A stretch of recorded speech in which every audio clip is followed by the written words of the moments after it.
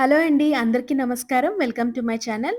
నేను ఇంట్లో చాలా రకాలుగా కేక్స్ ట్రై చేస్తూ ఉంటాను. ఫ్రాస్టింగ్‌కి ఎప్పుడు కూడా నేను విప్పింగ్ క్రీమ్ ఇంట్లోనే బీట్ చేసుకుంటానండి. వెరీ లైట్ అండ్ ఇంక్రెడిబుల్ ఫ్లేవర్‌తో విప్పింగ్ క్రీమ్ చాలా టేస్టీగా ఉంటుంది కదండీ! మరి అలాంటి విప్పింగ్ క్రీమ్ స్టెబిలైజ్డ్‌గా అస్సలు మెల్ట్ అవ్వకుండా సాఫ్ట్ అండ్ స్మూత్ టెక్స్చర్‌తో ఎలా ప్రిపేర్ చేసుకోవాలి, ఎలా స్టోర్ చేసుకోవాలి విత్ టిప్స్‌తో ఈ వీడియోలో చెప్తానండి. వీడియోని చివరి వరకు చూడండి. చాలా ఇన్ఫర్మేటివ్ వీడియో. మీకు కనుక నా వీడియోస్ నచ్చితే please subscribe to my channel. ఇంకెందుకు ఆలస్యం విప్పింగ్ క్రీమ్ ప్రాసెస్‌ని స్టార్ట్ చేద్దామా? ఇక్కడ నేను 500 ఎంఎల్ విప్పింగ్ క్రీమ్‌ని వాడుతున్నానండి. విప్పింగ్ క్రీమ్ ఎప్పుడు కూడా చాలా చిల్డ్‌గా ఉండాలి. అంటే రైట్ అవే మీరు ఫ్రిడ్జ్‌లోంచి తీసిన వెంటనే మీరు బీట్ చేసుకోవాలి. లేకపోతే రూమ్ టెంపరేచర్‌కి అడ్జస్ట్ అయ్యి టెంపరేచర్ చేంజ్ ఒచ్చి మనకి విప్పింగ్ క్రీమ్ ప్రాపర్‌గా రాదండి. ఆ టెక్స్చర్, ఆ స్మూత్‌నెస్ కూడా ప్రాపర్‌గా రాదు. అందుకనే విప్పింగ్ క్రీమ్ రైట్ అవే ఫ్రిడ్జ్‌లో తీసిన వెంటనే మీరు బీట్ చేసుకోవాలి.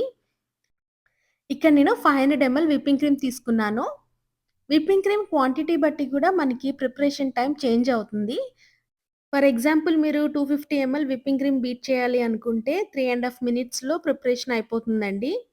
అదే 500 ఎంఎల్ అయితే మనకి 4 ½ టు 5 మినిట్స్ టైం పడుతుంది. ఇప్పుడు ఎలక్ట్రిక్ బీటర్‌తో బీట్ చేసుకుందాము. ఇక్కడ నేను స్పీడ్ సెట్టింగ్ లోయెస్ట్ స్పీడ్‌లో పెట్టుకున్నానండి. మనం ముందుగానే హైయెస్ట్ స్పీడ్‌కి వెళ్ళిపోకూడదు. త్వరగా అయిపోతుంది కదా అని. స్టార్టింగ్‌లోనే మనం హైయెస్ట్ స్పీడ్ సెట్టింగ్‌తో విప్ చేసుకుంటే మనకి సడెన్ చేంజ్ ఇన్ టెంపరేచర్ వల్ల విప్పింగ్ క్రీమ్‌లో చాలా గ్రెయినీ టెక్స్చర్ వస్తుందండి. సో, విప్పింగ్ క్రీమ్ సాఫ్ట్‌గా, స్టేబుల్‌గా హోల్డ్ అవ్వాలి అంటే లోయెస్ట్ స్పీడ్ సెట్టింగ్ నుండి బీట్ చేసుకోవాలండి. సో, లోయెస్ట్ స్పీడ్‌లో మనము 1 ½ మినిట్ బీట్ చేసుకోవాలండి. మార్కెట్‌లో మనకి చాలా రకాల బీటర్స్ దొరుకుతాయండి.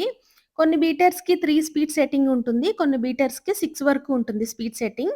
అయితే విప్పింగ్ క్రీమ్‌కి మనం ఫస్ట్ 3 స్పీడ్ లెవెల్స్ వాడితే సరిపోతుంది. To start with lowest speed 1 ½ minute వరకు బీట్ చేసుకోవాలి. తర్వాత నెక్స్ట్ 1 ½ మినిట్ మనము నెక్స్ట్ లెవెల్ స్పీడ్ 2కి వెళ్తామనమాట. సో, మరొక 1 ½ మినిట్ లాస్ట్ స్పీడ్ అంటే లెవెల్ 3 స్పీడ్ పెట్టుకోవాలండి.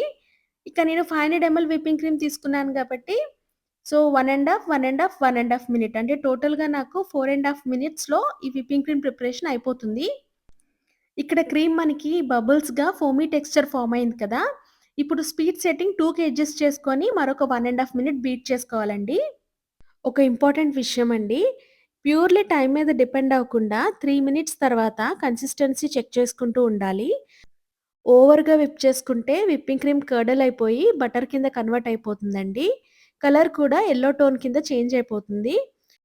బటర్ కింద కన్వర్ట్ అయితే విప్పింగ్ క్రీమ్ మెల్ట్ అయిపోతుందండి. అందుకే కన్సిస్టెన్సీ చెక్ చేసుకుంటూ ఉండాలి.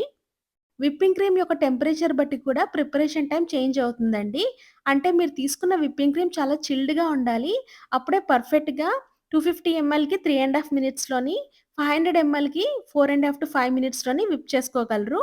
అదే లేట్ అవుతుంది అంటే మీకు విప్పింగ్ క్రీమ్ టెంపరేచర్ పర్ఫెక్ట్‌గా లేనట్టు. సో, మేక్ ష్యూర్ మీరు ఫ్రిడ్జ్‌లోంచి తీసిన వెంటనే విప్ చేసుకోండి. సో, విప్ చేసే క్రీమ్ యొక్క టెంపరేచర్ మీకు అర్థం కాకపోయినా, ఇంట్లో చాలా టెంపరేచర్ వేడిగా ఉన్నా కూడా మరొక చిట్కా అండి. మీరు ఏదైతే క్రీమ్ బౌల్‌లో వేసి విప్ చేస్తారో, మరొక బౌల్ తీసుకొని అందులో చిల్డ్ వాటర్ గాని, ఐస్ క్యూబ్స్ గాని పెట్టి, ఈ బౌల్‌ని ఆ బౌల్‌లో పెట్టుకొని విప్ చేసుకోండి. తర్వాత ఎలక్ట్రిక్ బీటర్ యొక్క స్టీల్ రాడ్స్ కూడా విప్ చేసే ముందు ఫ్రిడ్జ్‌లో ఉంచండి. ఇలా చేయడం వల్ల ఇంట్లో వేడిగా ఉన్నా కూడా మనం విప్పింగ్ క్రీమ్‌కి కరెక్ట్ కన్సిస్టెన్సీ రాడానికి టెంపరేచర్ పర్ఫెక్ట్‌గా సెట్ చేస్తున్నాం మనం. మార్కెట్‌లో మనకి whipping cream and whipping cream powder కూడా దొరుకుతుందండి. 2 బానే ఉంటాయి. మెయిన్‌లీ విప్పింగ్ క్రీమ్ యొక్క టేస్ట్ అండ్ టెక్స్చర్ మనం బీట్ చేసిన ప్రాసెస్ బట్టి ఉంటుందండి. బ్రాండ్ బట్టి ఏం కాదు. ఇక్కడ మనం లెవెల్ 2 స్పీడ్‌లో బీట్ చేసుకుంటున్నామండి. మనం ముందుగా 1 ½ మినిట్ లెవెల్ 1లో బీట్ చేసుకున్నప్పుడు మనకి బబుల్స్ ఫార్మ్ అయ్యాయి కదా! నెక్స్ట్ లెవెల్ 2లో స్పీడ్ పెట్టుకున్నప్పుడు బబుల్స్ అన్నీ పోయి క్రీమ్ బాగా థిక్ అయిపోయి మనకి లైట్‌గా వేవ్స్ ఫార్మ్ అవుతాయి.